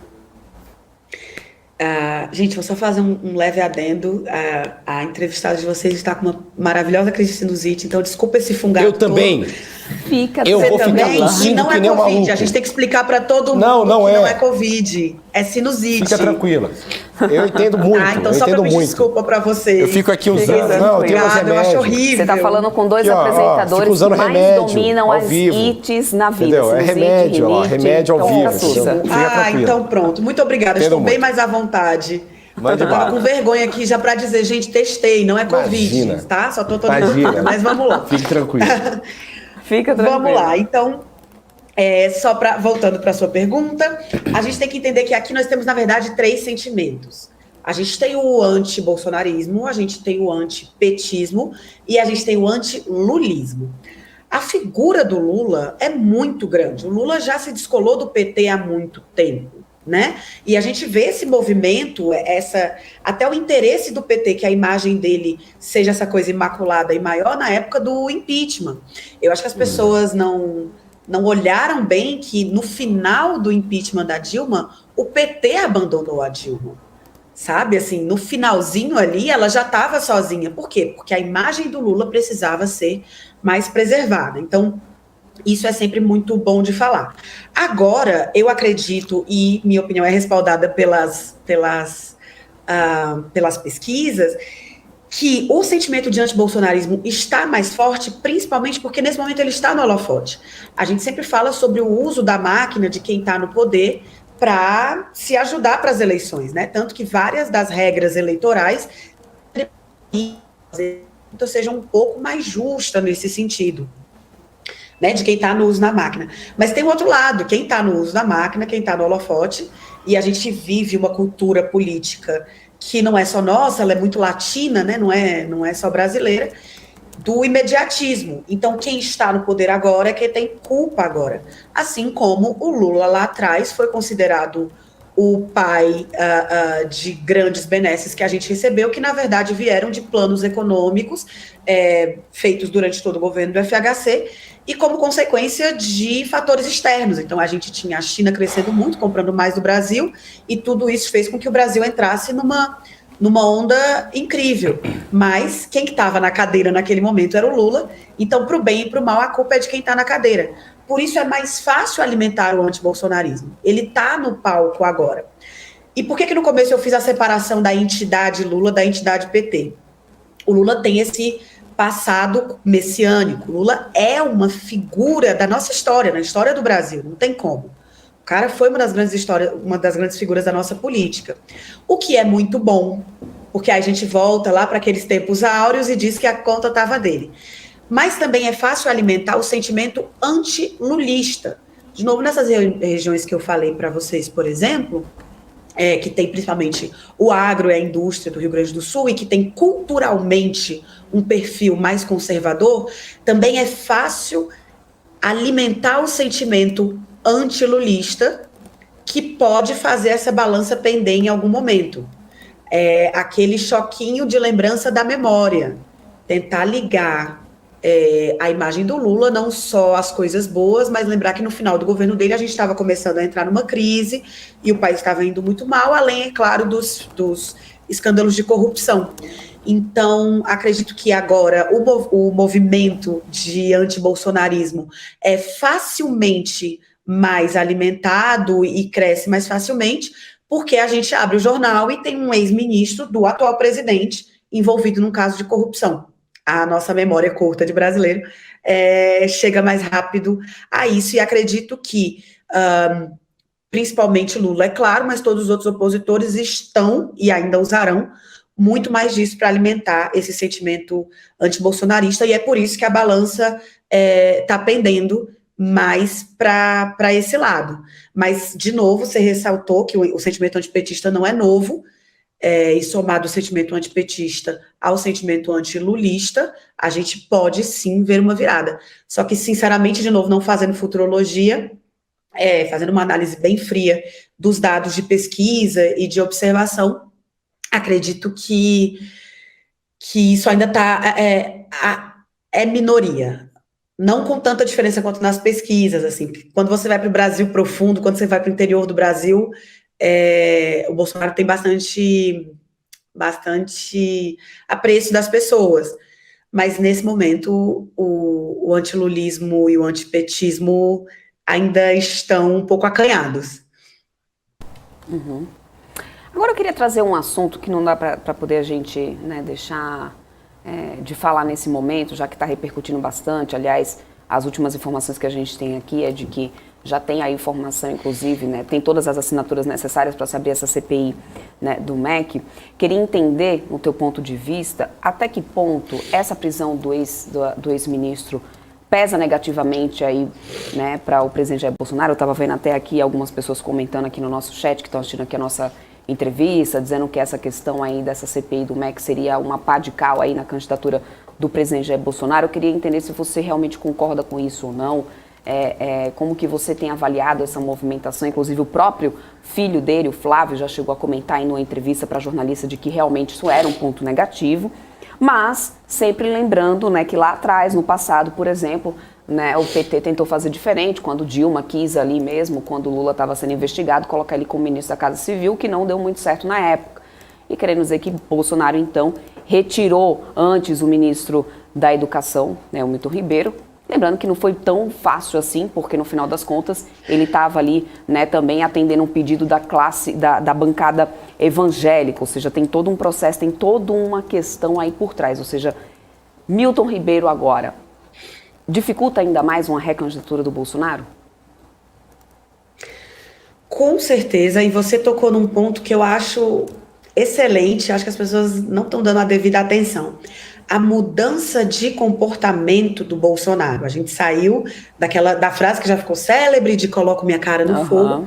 Ontem pela manhã, logo depois da prisão, a gente viu esse começo de mudança de postura que é bastante assustador, inclusive da bancada evangélica, que é muito forte no Congresso Nacional. A bancada evangélica está tentando colocar o Milton Ribeiro na conta agora do André Mendonça, né? Só para contextualizar, a bancada evangélica é a bancada formada por deputados e senadores que se reconhecem como representantes das questões evangélicas. Existir bancadas de assuntos não é um problema, é bastante comum e faz parte da democracia. A bancada evangélica é grande, agora me falta o número dos parlamentares, mas é uma bancada bastante grande e bastante representativa. A bancada evangélica é muito próxima ao presidente Bolsonaro desde o começo do seu mandato. E fez algumas escolhas, inclusive de André Mendonça, que é ministro hoje do STF. Então, a gente conseguiu passar pelos 3 poderes, né? E agora que aconteceu isso com Milton Ribeiro, com o ex-ministro da Educação, Milton Ribeiro, que também já foi alvo de várias outras coisas, né? A gente tem que lembrar que, recentemente, ele deu um tiro acidental no aeroporto, assim. Então, é um ministro que já vinha causando, um ministro e ex-ministro que já vinha causando alguns problemas ao governo. O Bolsonaro está tentando, desde ontem, com muita força, descolar a sua imagem e jogou o Milton Ribeiro no colo da bancada evangélica. A bancada evangélica, que também vai ser escrutinada esse ano em eleição, jogou Milton Ribeiro no colo de André Mendonça. Esse movimento, ele é muito importante para as 2 coisas. Bolsonaro começou o ano com uma sensação de vitória e uma segurança eleitoral muito mais forte. A gente via um presidente que estava com menos papas na língua, se é que é possível, porque ele já tem muito poucas, mas é porque ele tinha um sentimento de já ganhou muito forte. Como falei para vocês, o Brasil profundo, ele dá um respaldo muito grande para o Bolsonaro. A gente não pode ignorar as movimentações sociais que esse cara consegue fazer quando vai para o interior do Brasil. Ele consegue juntar multidões verdadeiramente. Isso não pode ser ignorado. Isso dava muita segurança para ele. A gente está chegando no meio do ano com as pesquisas, continuando com uma diferença sensível. Essa mudança no discurso mostra que Bolsonaro olhou para as pesquisas, sentou e provavelmente escutou os conselheiros e falou: talvez seja bom você não colocar a cara no fogo por esse homem. Não que seja uma novidade de comportamento, e é o segundo fator. A gente tem um problema no perfil do presidente Jair Bolsonaro, que é o perfil de abandonar seus parceiros de luta. Isso aconteceu com Sarah Winter, isso aconteceu com Daniel Silveira, que agora ele voltou a se aproximar, e eles voltaram a ser parceiros, mas durante os meses de prisão do Daniel Silveira, e até um pouco antes, Bolsonaro não fez tentativa de costura política para impedir, por exemplo, a condenação dele, né? Tentou fortalecer o Congresso, por exemplo, para ele não ser julgado, enfim, tinha várias coisas que ele poderia ter feito e não fez. Esse tipo de movimento do Bolsonaro, ele, novamente, não vai atingir os fãs. Os 20% e 30% não vão se emocionar com isso. Mas é o tipo de coisa que diminui a confiança dele, a imagem de confiança dele. E eleições são muito, muito, muito feitas em cima da imagem. Agora, o meu lado professora, quem for pesquisar, existe uma teoria que chama teoria do eleitor racional, o mito do eleitor racional. E aí você vê como esse tipo de coisa influencia, ainda mais numa cultura latina e tão, não é nem patriarcal, mas essa coisa de apego a grandes imagens e salvadores, essa imagem messiânica. Isso, para aquele grupo do meio, para aquele voto útil que a gente tinha falado, para aquele cara que ele só quer qualquer coisa que não seja nem o PT, nem o Lula, pelo amor de Deus. Não é que ele ama o Bolsonaro, ele só não quer o PT de volta. Esse tipo de comportamento, esse padrão de comportamento do Bolsonaro enfraquece sua imagem diante desse eleitor, que pode ser a sua virada, que pode fazer a diferença num segundo turno, por exemplo. Então, esse acontecimento do Milton Ribeiro, né? E agora a CPI, eu reforço, a CPI do MEC e uma possível CPI da Petrobras que venha a ser aceita, elas são muito mais uma cortina de fumaça, uma forma de ajudar o tempo a passar mais rápido do que efetivamente, assim, grandes provas e um grande acontecimento. Isso se não se tornarem palanques eleitorais, como foi com a CPI da Covid, tá? Então, acredito que esse é o cenário que a gente tem, assim, a influência do Milton Ribeiro na imagem do Bolsonaro e o que essas CPIs podem representar. É uma curiosidade até, né? Vamos ver no que isso vai dar. E em relação à terceira via, a gente tem o nome da Simone Tebet agora já determinado, né? Surge depois de muitos outros na frente ali morrerem no meio do caminho, né? Não sei se morreram os nomes suficientes para poder favorecê-la, mas eu queria entender do seu ponto de vista se você acredita que pode ser realmente uma terceira via que ganhe força até outubro, né? Porque, como você mesma falou, existem aqueles que são totalmente contra Bolsonaro, totalmente contra Lula, não quer essa polarização. É, então, Simone Tebet o nome para isso? Olha, é com dor no coração, e aqui não é uma opinião pessoal, mas uma opinião de uma apaixonada por política, que estuda política. A nossa democracia ainda é tão frágil e tão nova que a gente não conseguiu organizar uma terceira via sólida. Nós tínhamos um público sedento por uma terceira via, mas a falta de articulação interna e a incapacidade de administrar egos nos tirou a possibilidade de ter uma terceira via unificada e forte. Acredito que a senadora Simone Tebet tem muita qualidade técnica, e isso, de novo, eu tenho sempre que ressaltar que não é uma opinião pessoal, é uma opinião de alguém que trata a política como trabalho. No seu mandato, ela demonstrou que tem muita qualidade técnica. Nesse último ano, a gente vê que ela já tinha esse interesse em tentar algum cargo diferente, até pela diferença de postura e de discurso. Ela começou a se aproximar a pautas que a gente brinca que são mais sexys, então pautas, porque a Simone Tebet, ela é do interior do Mato Grosso do Sul, ela os sul-mato-grossenses vão me matar agora, mas desculpa, gente, Três Lagoas, ela é muito ligada ao agro, ela vem de uma família muito tradicional, e ela está tentando deixar a imagem dela mais ligada a pautas progressistas, a pautas feministas, a coisas mais pop. O problema é que a coisa se unificou e a gente viu o caos que foi, né? A confusão que foi para que isso acontecesse. Então, acho que, infelizmente, vamos continuar nessa polarização que está nos impedindo de discutir temas e estamos discutindo mais pessoas, o que é péssimo para a política, porque a política é feita muito mais de ideias do que de personalidades, ou deveria, enfim. Mas a senadora Simone Tebet, ela está extremamente resignada em sua tarefa. Então, acredito que um papel interessantíssimo que ela vai fazer, e está se esforçando para fazer, é trazer bons temas à pauta e tentar quebrar as discussões. A gente vê naquela primeira coletiva que ela fez, mesmo nas perguntas que tentavam polemizar, ela respondia de maneira muito técnica. Então, acredito que o papel que ela vai exercer, acredito que tanto ela quanto o Ciro Gomes, vai ser esse papel de tentar chamar o debate de volta para os temas, de tentar chamar os olhares para as outras coisas, para além de perfis pessoais, entende? O que, dentro do jogo democrático, continua sendo um papel importantíssimo. Agora, queria até perguntar uma outra coisa para você sobre, justamente, ainda sobre esse campo das eleições, sobre o personagem Ciro Gomes. O que acontece com o Ciro na sua visão? Porque o Ciro, ninguém consegue... Qual que é o rótulo do Ciro, no fim das contas? Ele é de direita, ele é de esquerda, ele é de centro, ele é outra direita, outra esquerda, ele só é contra o Lula, mas também é contra o Bolsonaro, ele é um outsider, mas que também está na política há uns 40 anos. Então, o que é o Ciro Gomes? definitivamente outsider ele não é.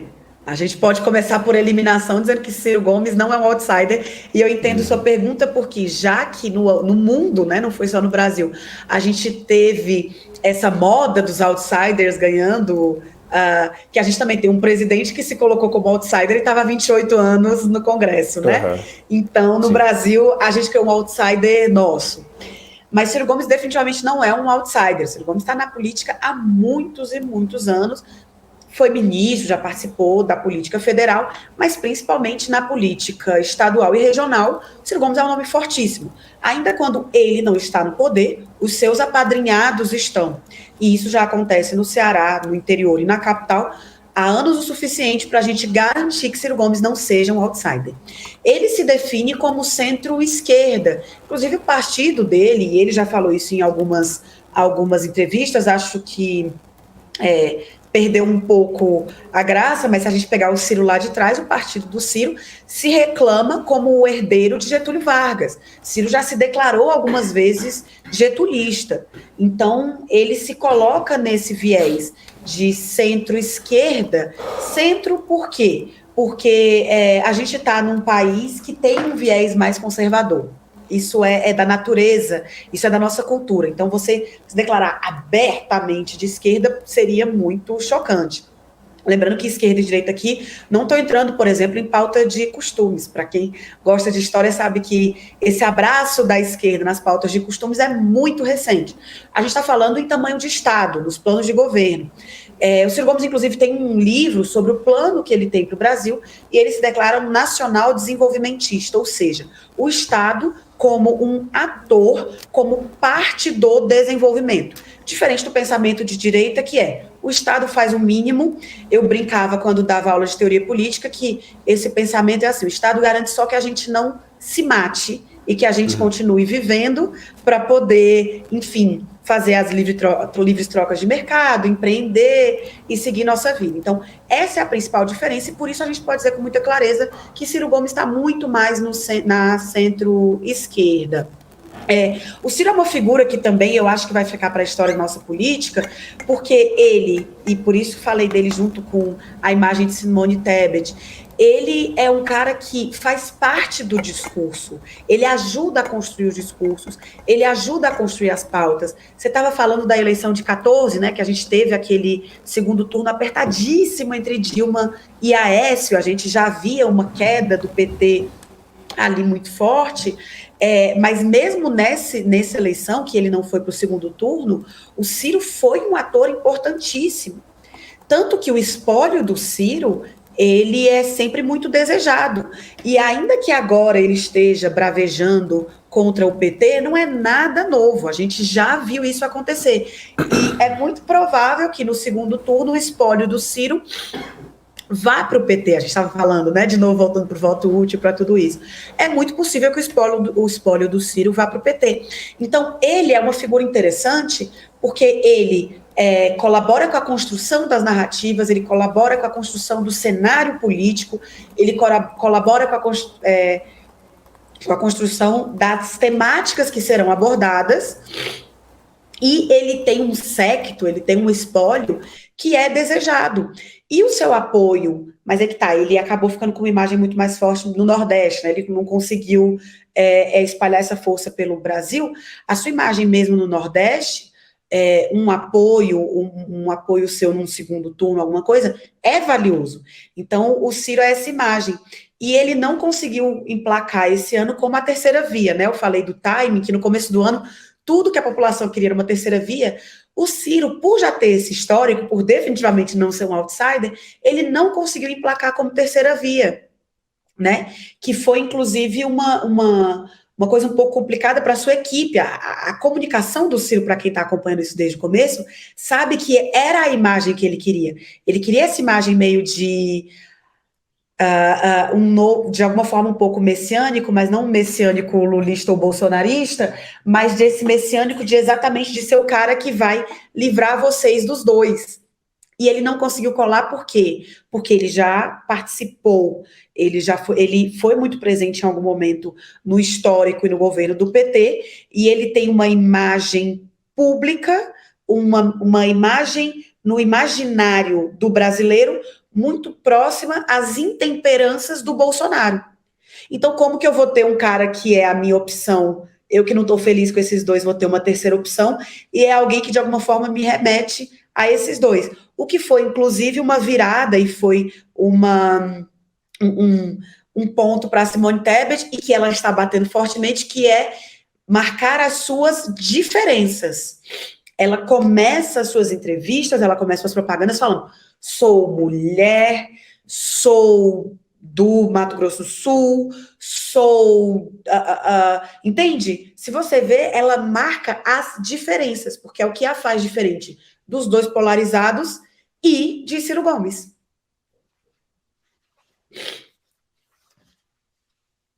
Perguntando... Ai, gente, sigo com a sinusite aqui. Eu tô igual. Tá anotado? Ih, voltou? Ó, voltou. Eu tinha anotado no microfone. Eu tô vendo vocês estão me vendo? Não, sou eu. Eu estou. Fica tranquilo. Foi eu, meu. Tá. Foi eu que eu tava, na verdade, eu tava com meu remédio de sinusite aqui. Tá todo mundo com sinusite, viu? Pode ficar tranquilo. Agora, ainda falando sobre esse cenário eleitoral, eu queria te perguntar sobre a questão, não só dos presidenciáveis agora, mas sobre a questão do resto da eleição. Por quê? Porque todo ano, pelo menos nas últimas 6, 7 eleições, o pessoal fala assim, mas não adianta só eleger o presidente se o Congresso não ajudar, se o Senado não ajudar, porque aí vão travar as propostas, vão travar os projetos. Você acredita que haja a chance de a gente ver uma onda nessa eleição desse ano? Ou seja, o candidato que ganhar levar um monte de cadeira de deputado, um monte de cadeira de Senado, governo, enfim, ou você acha que vai ser de novo aquela eleição polarizada, vai ficar aquele misto danado, e aí nada anda no Brasil, porque não importa se é de esquerda ou de direita, todo mundo vai ficar brigando um com o outro e aí nada vai para frente. Isso. Olha, eu tenho que te agradecer por essa pergunta, porque dá a chance de reforçar uma coisa importantíssima na política, e que às vezes a gente fica muito focado no principal cargo do executivo e não lembra que a gente tem um Congresso gigantesco. Nos últimos anos, no Brasil, a gente tem tido uma passagem do poder executivo para o poder legislativo. Há quem diga que a gente já vive um semipresidencialismo. Acho um pouco exagerado, mas estamos caminhando para isso, talvez. A gente tem um legislativo muito, muito forte. Quem quer que ganhe dessa vez, eu acho que vai ser o movimento contrário do que você falou. Quem quer que ganhe dessa vez vai ter que fazer as melhores pazes do mundo com o nosso legislativo. A gente tem um legislativo que vinha ganhando muito poder, no governo do Bolsonaro ganhou muito mais poder, tá? Então, quem ganhar agora vai ter que se dar muito bem com o legislativo. E a influência, quem ganhar no executivo, não necessariamente terá as duas casas. A gente está vendo isso acontecer de uma forma muito descolada, tá? Até pela forma de votação. O poder executivo é uma votação majoritária, 50% mais um. Tá bom? Eu vou lá, eu voto nesse cara, é esse cara que vai levar meu voto. A gente tem um modelo de votação para a Câmara dos Deputados super complexo, envolve muitas contas, e não necessariamente porque você votou no fulano, é ele que vai te representar. Eu vi uma pesquisa recentemente que diz que, e aqui eu vou ter que catar a fonte depois para não estar falando besteira, mas eu de fato vi essa pesquisa, que o percentual de deputados hoje na Câmara que foi efetivamente eleito é muito pequeno, é uma minoria. Então, por que tem esses 513? Quem são esses caras? Porque quando alguém, que a gente chama o puxador de voto, né? Quando alguém é eleito com muitos votos, esse cara consegue puxar muita gente de dentro do seu partido. Tá? Então, a formação do legislativo, ela é diferente do executivo. E não necessariamente com uma volta do Bolsonaro ou com uma eleição do Lula, a gente vai ter um parlamento que se adeque a eles. A gente vai ter que ver quem quer que seja eleito sentando para negociar com esse legislativo. Entende? Então, eu acho que é um movimento contrário. E por uma questão de cultura mesmo, a gente não está olhando suficientemente para o legislativo. Porque, no fim, gente, o legislativo é que vai fazer os próximos 4 anos, entende? Então, é um movimento que não está coordenado, definitivamente não está coordenado. Bom, vamos, pra gente encerrar aqui, Simone, que o papo tá bom, mas o tempo passa rápido, queria agradecer sua vinda aqui ao Top News nessa quinta-feira hoje, né? Eu perco completamente o sentido hoje é dos dias quando tô com sinusite. Eu não sei mais. Essa semana também, ontem eu já achava que era sexta, porque já tinha acontecido tanta coisa, mas é quinta ainda. Então. Exatamente, mas então eu queria muito agradecer sua vinda aqui ao Top News, viu? Te convidar para vir mais vezes aqui no programa, foi uma honra enorme poder falar com você e deixar um espaço aí para as considerações finais aí do que você enxerga para o cenário político desse ano, tá certo? Tá bom. Primeiro agradecer muitíssimo, estou à disposição, sempre, vocês são sempre extremamente gentis, então muito obrigada pelo convite. Acredito que a gente tem 2 coisas para observar. Primeiro, o jogo não está acabado, o jogo não está ganho, para quem quer que seja. De fato, serão semanas cansativas, porque é muito cansativo enquanto cidadã, e não só por ser alguém que trabalha com política. É muito cansativo a gente aguentar tanta briga, tanta radicalização. Eu entendo, acho que essa é uma sensação geral, mas ainda não acabou, ainda temos alguns longos meses até lá, o jogo definitivamente não está ganho. E reforçar essa última mensagem de vamos olhar para o legislativo, vamos entender que o legislativo tem um poder enorme, são nossos representantes, estamos em uma democracia representativa, são nossos representantes, devem ser cobrados, e prestar muita atenção em quem a gente vai votar e em quem está indo junto. Às vezes votar num cara muito engraçado, como já aconteceu algumas vezes, você vai estar colocando para dentro gente que vai te dar uma dor de cabeça danada, com um monte de escândalo e coisas terríveis depois, com o dinheiro público, com o seu dinheiro. Uma frase que eu amo de Margaret Thatcher: não existe dinheiro público, existe o nosso dinheiro pago nos impostos. Então, acho que essas 2 mensagens, ainda temos muito a caminhar, ainda muita coisa vai acontecer, e segundo, vamos prestar atenção ao executivo, claro, mas também muita atenção ao legislativo. Perfeito, então. Perfeito. Simone, muito obrigado, viu, pela sua vinda aí. Te espero mais vezes aqui no nosso programa, tá certo? Tá ótimo. Tchau, tchau, gente. Valeu, tchau, tchau. Débora, vamos emendar agora? Vamos com o Luiz Pedro? Eu sou parcial, né? Sou parcial para falar dele, né? Esse meliante que torce pro Boston Celtics, né? Como é que você tá, Luiz? Tudo bom? Seja muito bem-vindo ao Top News aqui. Fala, Rafa, como você tá? Tudo bem, e vocês? Como é que vocês estão? Sempre um prazer estar aqui falando com vocês. O homem tá falando formalmente aqui comigo. Bom, vamos lá. Ô, Luiz, vamos começar então falando dessa história da Binance aí, que o negócio tá feio aí, né? Não deixam sacar mais o dinheiro, o banco parceiro deu para trás. O que tá acontecendo com a Binance aqui no Brasil? E aí, até quando vai ser assim? O pessoal não vai conseguir sacar mais, depositar mais, não vai ter mais parceiro? Lascou de vez quem acreditou na maior corretora de criptomoedas do mundo, Luiz? Então, Rafa, esse é um problema que, assim, a gente que acompanha o mercado já vem enxergando há bastante tempo, né? Infelizmente, a Binance ela começou sendo uma corretora global, né? Acho que já até falei disso com você em alguma ocasião. Começou sendo uma corretora global, não tinha nenhuma sede local, não respondia a nenhum governo e quis expandir no mundo inteiro com corretoras locais. Então, ela entrava no país, comprava uma corretora menor, uma operação já existente, né, fazia o acqui-hiring ali, comprava com o pessoal que já estava trabalhando, usava a infraestrutura, não se registrava no país e continuava funcionando normalmente até o regulador bater na porta e falar que não podia, né? Foi assim nos Estados Unidos, foi assim na África do Sul, no Reino Unido, no Canadá, em diversos países que a regulação está avançando um pouco mais rápido. E aqui, conforme a nossa regulamentação vem avançando, a Binance tentou dar um passo adiante, né, falando que ia criar um escritório aqui, que ia se registrar aqui no país, mas chamou os holofotes para ela e viram que estava tudo errado, não tem registro, não tem nada aqui no país, estava usando um banco parceiro lá de forma irregular para fazer os depósitos de reais, os saques de reais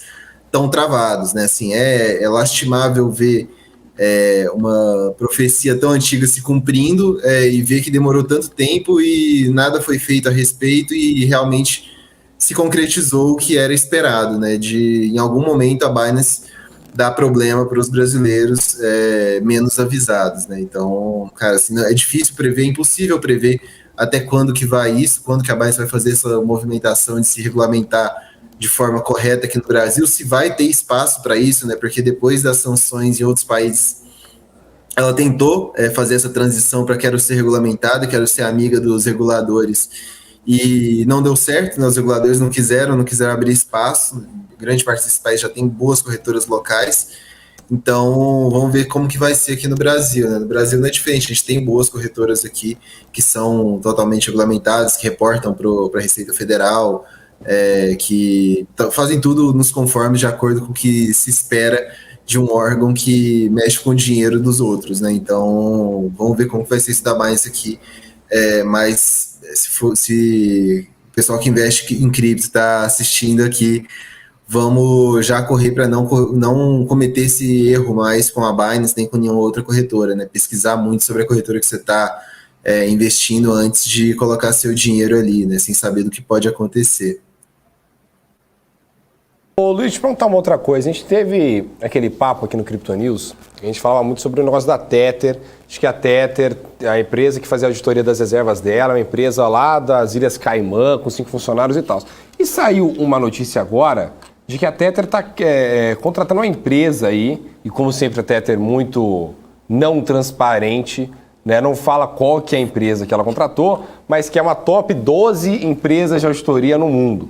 Né, e que, enfim, que aí é realmente muito sólida e tal, ela gosta de fazer essa propaganda. Dá para confiar em Tether ou não? Rafa, eu queria falar que pode confiar em Tether porque ela é a maior stablecoin do mercado em termos de capitalização e que desempenha um papel fundamental para o mercado, né? Mas igual a gente falou aquele dia no Crypto News, não dá para confiar em Tether. Cripto é um ramo do mercado assim, muito novo, é um mercado muito novo, as coisas estão surgindo e crescendo, né, junto com o mercado, e o mercado cresceu sem regulamentação, né, então todo mundo fez o que queria até alguém falar que não podia. Então a Tether agora também está tentando ir nesse movimento contrário, mas já teve vários golpes de credibilidade na história da Tether que coloca toda a sua história em xeque, né, toda a sua credibilidade em xeque. E pensando dessa forma, se tem uma alternativa melhor, mais segura e mais regulamentada, né, que no caso tem algumas, né, a Paxos, o SDC da Circle, que são auditadas já por top 5, não é nem top 12, né, top 5, e tá tudo nos conformes e tá de acordo com a regulamentação, acho que vale a pena esperar assistir da plateia para ver o que acontece com a Tether sem ter nenhum centavo envolvido com isso, né? Porque se a Tether ruir, vai dar muito ruim para o mercado cripto como um todo, né? Por ser o principal par de liquidez com diversas moedas, né? O principal par com alguma coisa parecida com moeda fiduciária. Então, assim, é melhor não perder dinheiro com isso de forma direta, não ter dinheiro em Tether, porque caso essa auditoria encontre alguma coisa ruim ou encontre alguma coisa errada ou transpareça alguns erros da Tether para o mercado que a gente já acredita que existe, acho que pode ser ainda pior para o ativo que já não é tão bom. Deixa eu perguntar uma outra coisa. Esse momento do mercado, como é que você tem avaliado aí, né? A gente está falando de um Bitcoin aos $20 mil, né? Ele continua nessa casa, Ethereum aos $1.123. E você acha que vai durar até quando essa queda, né, do mercado? Esse mercado na casa dos 18 mil aos 20 e poucos mil dólares aí, sem voar muito, como a gente estava vendo o Bitcoin aos 69 mil dólares antes. Você acha que vai durar até o fim do ano ou até enquanto o ciclo de alta de taxa de juros for acontecendo? Cara, eu acho que a gente está muito atrelado ao ciclo de taxa de juros nos Estados Unidos, principalmente, na Europa também. Acho que isso tudo vai ser uma trava muito grande para o mercado retornar aos patamares de setembro, agosto ali de 2021, mas também tem problemas internos de cripto que vieram à tona essa semana e que merecem uma atenção muito importante também, né? Essa crise de desalavancagem do mercado, né, como a gente viu acontecendo com a Three Arrows Capital, né, que é um dos maiores fundos, né, que estava alavancado em diversas posições, tentou salvar a Luna, perdeu muito dinheiro nisso, perdeu liquidez, e agora não conseguia adicionar margem nas posições alavancadas, né, então acabou sendo liquidado em diversos lugares, declarou insolvência, tem uma boa quantidade de diversos tokens, diversos ativos do mercado sobre a posse deles, só que travado, né? Muitos esses grandes fundos fazem investimento em rodadas iniciais que pegam o ativo mais barato do que o mercado, mas que também tem um período de lock-up, tem um vesting ali de alguns anos para travar. Então o fundo está ilíquido, está realizando as posições que são líquidas, né? Então acabou ajudando a derrubar o mercado. E a Three Arrows Capital foi uma das que veio à tona, né? A primeira que veio à tona. A gente acredita que existam, né, muito mais fundos aí no mercado que estão insolventes ou próximos da falência ou até já falidos e que não se torna público porque são fundos de capital fechado, né? São empresas de capital fechado, então acaba não tendo tanta transparência sobre como que está a saúde financeira deles, né? Então acho que muitos outros fundos também estão nessa situação, estão próximos dessa situação. E quanto mais durar o bear market por causa do ciclo macroeconômico, mas esses fundos vão sofrer, vão vir a quebrar e vão ter que liquidar posições, então acaba se tornando um catalisador para esse bear market que a gente achava, né, a gente esperava que o Bitcoin pudesse vir aos 22 mil dólares, aos 20 mil, durante esse ciclo todo, aí pensando em uma correlação com o ciclo de juros norte-americano, mas a gente não esperava que viesse tão rápido, né, dentro de um mês. Na verdade foram 2 semanas, né, para o Bitcoin sair dos 28 e bater em 17 mil dólares no sábado agora, né? Então acho que a gente tem que ficar muito de olho. O principal causador das quedas é o ciclo de juros, mas também tem os catalisadores internos que a gente tem que estar muito esperto porque pode acontecer e estar ciente do que está acontecendo também. Perfeito. Agora, falando um pouco sobre esse cenário de alta de juros, o André Esteves, do BTG, falou num evento que o ciclo de alta de juros gerou uma ilusão sobre os bitcoins, sobre a valorização do Bitcoin, né, que gerou ali uma falsa sensação de que o Bitcoin valeria ali os 69 mil dólares. Você acha que 69 mil dólares estava realmente esticado para o valor do Bitcoin? Ou você acha que ele está sofrendo igual qualquer outra classe dentro dos ativos de renda variável? O ciclo de baixa de juros fomentou todos os mercados, né? Da mesma forma que levou o Bitcoin a, de certa forma, ficar sobreprecificado, acho que todas as ações de tech dos Estados Unidos entrariam no mesmo discurso, né? Entrariam no mesmo quesito de análise. A única diferença aqui é que a gente não tem uma métrica de valuation para cripto. Eu acho que talvez fosse cedo, sim, para o Bitcoin chegar num patamar tão elevado e ter um hype tão grande, porque ainda não tem tanta usabilidade associada ao Bitcoin. As principais usabilidades que a gente viu assim, na prática foram durante esse ciclo, né? Que foi alguns países aceitando o Bitcoin ou até adotando ele como moeda de curso legal, como lá em El Salvador, né? Então, assim, acho que o Bitcoin tem muito a crescer, a melhorar, que vai justificar preços maiores, similares aos que a gente viu, até maiores, né? Acho que a usabilidade ainda está aquém do desenvolvimento, né? Aquém do momento, e também isso tudo associado ao fator de escassez, né? O Bitcoin é um ativo que tem a escassez programada como uma característica intrínseca, né?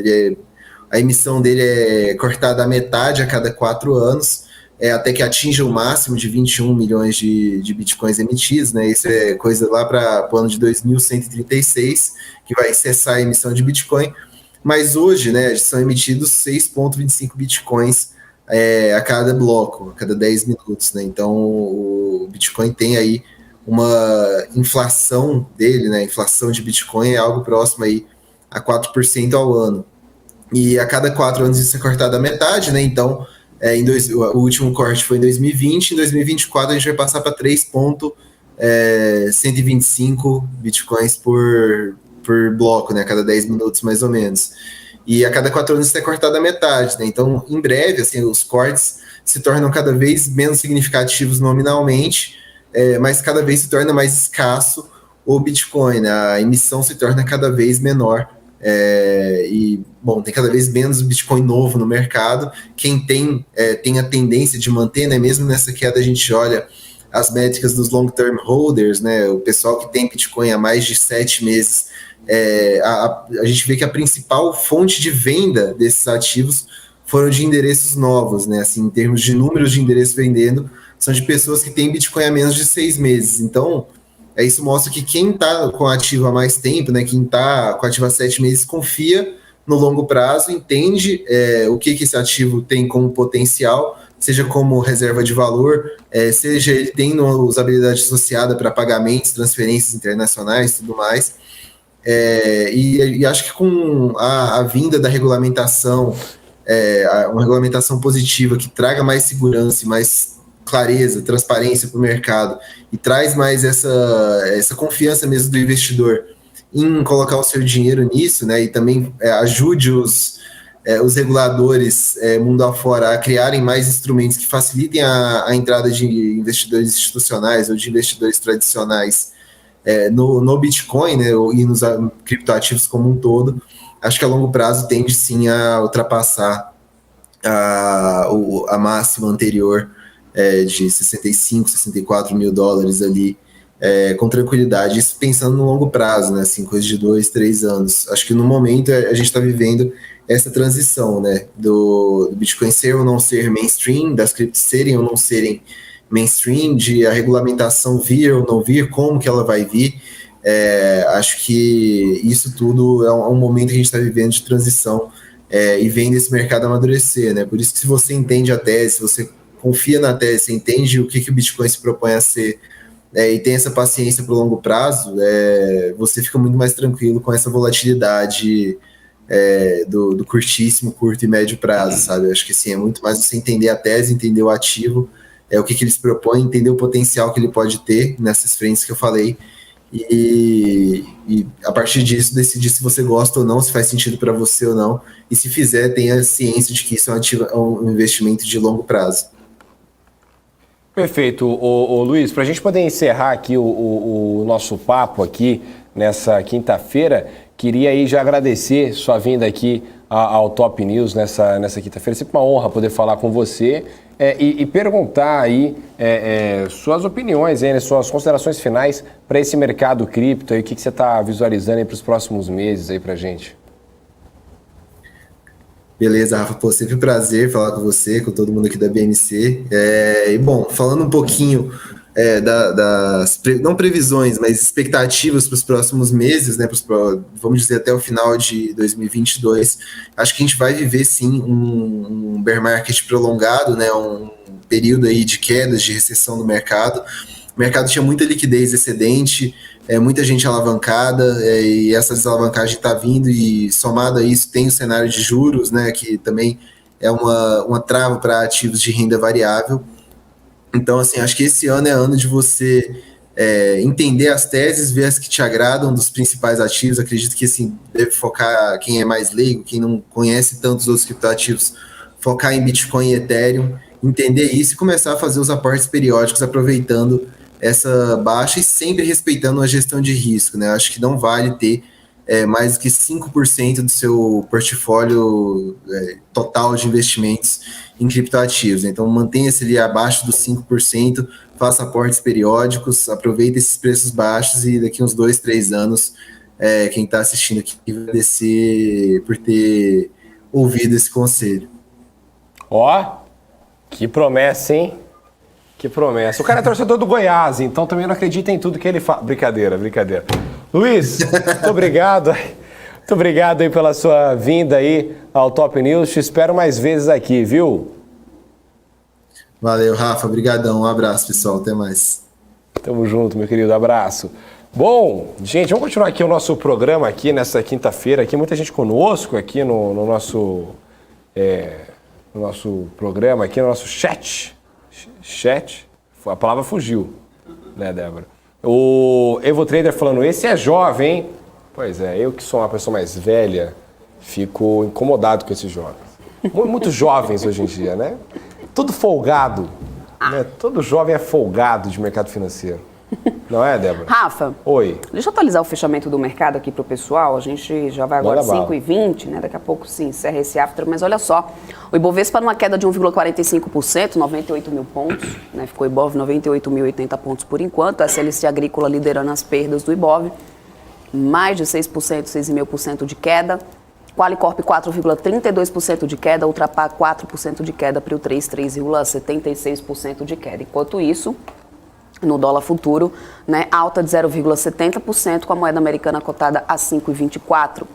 Setor de tecnologia e de varejo ainda aparecendo aqui, né, nas altas, no final das contas, um alívio na curva de juros, isso favorece aqui o setor.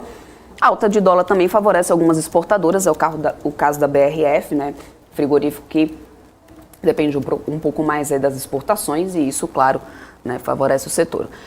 Assim, a gente ficou com o mercado aqui no Brasil. Lá fora, nos Estados Unidos, deixa eu só atualizar para vocês o fechamento, a bolsa que vinha o dia inteiro, inclusive, já em alta por lá mesmo, né, com a fala do Jeremy Powell ali no Senado, também na Câmara, que não trouxe nenhuma novidade, além do que a gente já tinha acompanhado desde a semana passada no FONC. Dow Jones aí fechou numa alta de 0,64%, S&P 500 uma alta de 0,95%, Nasdaq uma alta de 1,62%. O dólar à vista fechou numa alta de 1%, 1,02%, cotada a 5,22, mas oscilou entre 5,16 e 5,23, né, no mercado dessa quinta-feira. E de acordo com o Morgan Stanley, a chance de recessão ainda é menor do que 50%, pelo menos na opinião, né, do banco. E, segundo o banco, um pessimista do mercado de ações que previu a liquidação desse ano ainda não está pronto, né, para se juntar ao crescente coro de voz proeminente do Wall Street, que dizem que uma recessão, né, nos Estados Unidos é inevitável. Para ele, as chances ainda estão abaixo de 50%, isso para Mike Wilson, né, que é do Morgan Stanley, ele que é mais pessimista, ainda assim não acredita, né, num processo de recessão. Para ele é muito menor do que 50% até então, viu? E aí, no final das contas, a gente tem as outras companhias, inclusive, olhando para o setor, né, o setor de petróleo ainda permanecendo aqui, inclusive em queda, viu, Rafa? Então é isso aí? Vamos embora, Débora. Brincadeira, são 5h21, calma, você que ficou maluco agora, falando, eles vão embora. Ó, tirar no sarro do meu Santos, errou seus 3 trades aqui, falaram, Débora. Como é que é? O Evo Trader falou que foi tirar sarro do Santos, que o Santos tomou de 4-0 ontem do Corinthians, e ele errou os 3 trades dele. Eu não queria falar nada, mas praga de Santista pega, nunca mexa com o Santista, entendeu? Todo jogador do Santos que saiu brigado com o Santista se deu mal na carreira. Todos. Pensem todos. Você vai achar, entendeu? É isso. Olha, a gente vai conversar daqui a pouquinho com a Kelly, ela está já entrando aí para a gente conversar com ela, trazendo mais informações lá de Brasília, principalmente em relação a essa soltura do Milton Ribeiro. Isso pode acabar indo parar direto no STF, né? No caso, inclusive, o Ministério Público queira recorrer, ou se a defesa ainda pedir habeas corpus, a gente sabe que existe todo um imbróglio em relação a isso, que pode, né, quer queira ou quer não, segundo alguns analistas, já pesar negativamente em relação à reeleição do presidente Jair Bolsonaro. Além disso, a gente também vai falar sobre a pauta, né, dessa quinta-feira da reunião de líderes da CPI do MEC. Não foi debatida ainda por Pacheco e por senadores. A Kelly também vai trazer detalhes porque ela conversou com líderes que participaram da reunião. E aí ela vai explicar melhor pra gente o que vem, né, disso daí, o que vai dar nessa questão da CPI. O que a gente sabe é que assinaturas já tem suficiente, né, que eram precisos para a instauração dessa CPI. O Pacheco deixou muito claro nessa quarta-feira de que ele não é a favor, nos termos o que significa uma CPI, né, instaurar uma CPI em relação ao que tem acontecido quanto a isso, diferentemente do Arthur Lira, que tem defendido sim, né? Então as casas aí estão com discursos opostos, no caso os presidentes das casas estão com discursos opostos. Bom, a Kelly vai trazer mais detalhes sobre isso pra gente, né? Tô só esperando ela chegar por aqui pra gente repercutir essa questão lá de Brasília, que todos os dias, como falei mais cedo aqui, né, traz uma novidade. A gente não morre de tédio nunca. porque é sempre uma grande emoção. Inclusive, a Polícia Federal, em relação a essa prisão do Milton Ribeiro, né, determinou uma abertura de apuração sobre uma eventual interferência no inquérito contra o ex-ministro da Educação, Milton Ribeiro. Uma suspeita que veio a público depois que o jornal Folha de São Paulo revelou uma mensagem do delegado Bruno Caladrini, que foi escrita e que foi passada para colegas, dizendo que houve uma interferência na operação deflagrada ontem.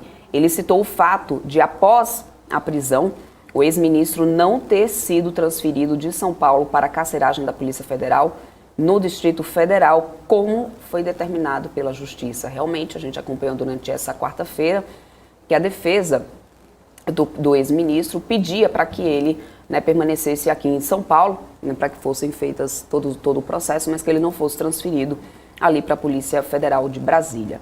A priori, o que tinha sido determinado era que ele teria sim que ir para lá, para a carceragem, de acordo com como se tinha determinado a Justiça. Então, a Polícia Federal vai apurar essa eventual interferência e investigação sobre Milton Ribeiro, inclusive, tá? Além disso, só para poder a gente atualizar, eu falei de petróleo agora há pouco, a OPEP deve anunciar um aumento da oferta de petróleo em agosto.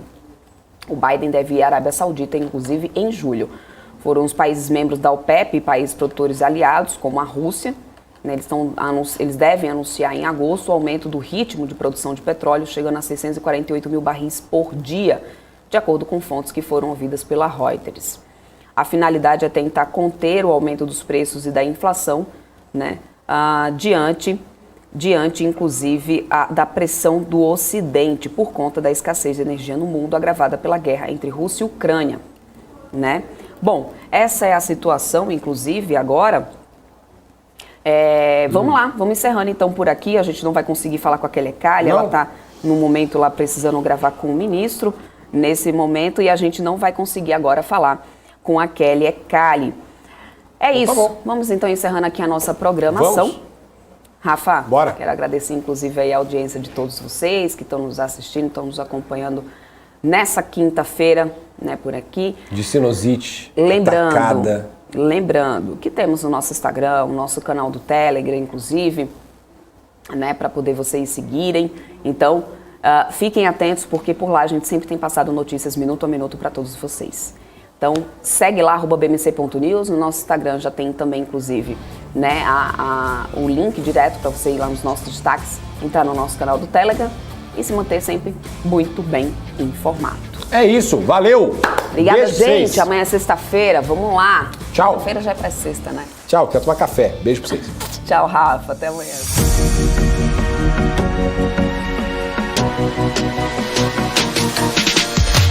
BMC News. Informação que gera valor.